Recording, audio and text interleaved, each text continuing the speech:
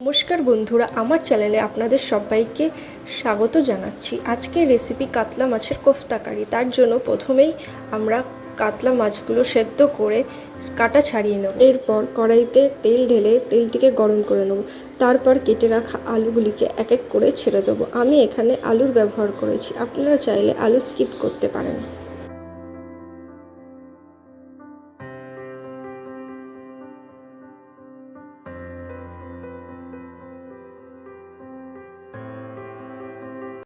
আমার আলু ভাজা কমপ্লিট।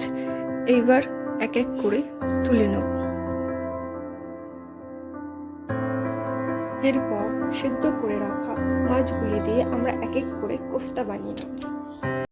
তারপর 2 চামচ আদা রসুন বাটা, 1 চামচ হলুদ গুঁড়ো, 1 চামচ লঙ্কার গুঁড়ো, স্বাদ মতো নুন,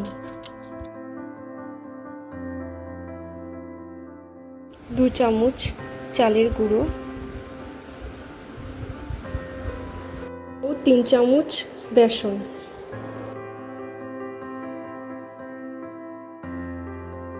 দিয়ে ভালো করে হাতের সাহায্যে মেখে নেব।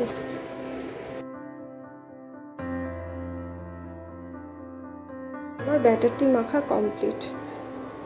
এরপর হাতের সাহায্যে আমরা এক এক করে কোফতার শেপ দিয়ে নেব।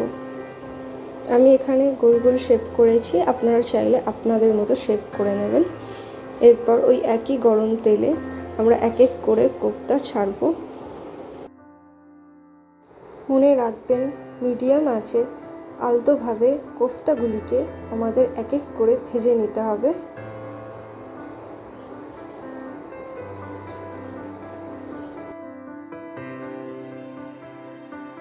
লাল লাল করে আমাদের কোফতাগুলি ভাজা কমপ্লিট। এবার কোফতাগুলো তুলে নেব।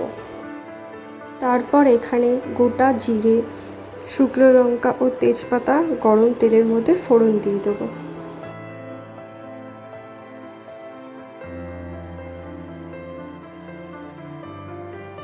এবার অ্যাড করছি পেঁয়াজ বাটা। পেঁয়াজ বাটাটিকে দিয়ে ভালো করে নেড়ে চেড়ে লাল লাল করে ভেজে নিতে হবে। লাল লাল করে পেঁয়াজ ভাজা কমপ্লিট। এইবার অ্যাড করছি আদা রসুন লঙ্কা পেস্ট 2 চামচ,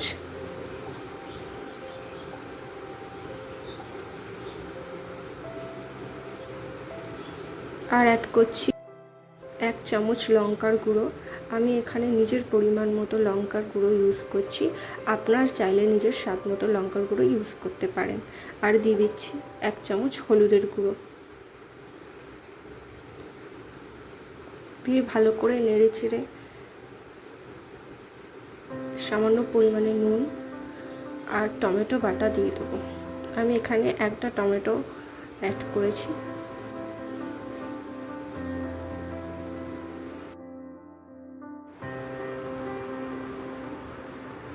এইবার চাল মগজ ও কাঁচা বাদাম বাটাটিকে ঢেলে দিলাম।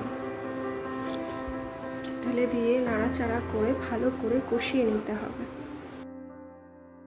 কষানো কমপ্লিট। এবার 1 চামচ চিনি দিয়ে দেবো। তারপর ভেজে রাখা আলু ও কোফতাগুলি এক এক করে ছেড়ে দেবো।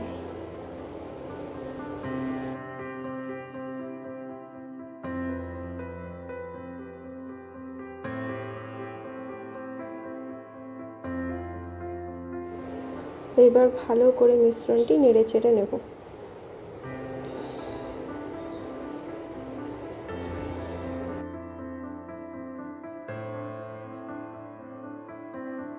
মিশ্রণটি সামান্য পরিমাণ ভেজে এর মধ্যে আমরা জল অ্যাড করে নেব। আমি এখানে হাফ কাপ জল অ্যাড করেছি। আপনারা যেই রকম গ্রেভি চান সেই রকম জল অ্যাড করবেন।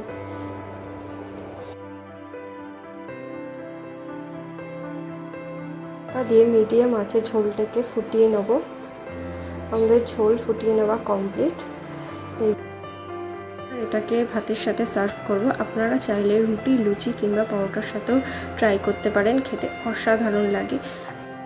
রেসিপিটি ভালো লাগলে আমাকে কমেন্ট করে অবশ্যই জানাবেন।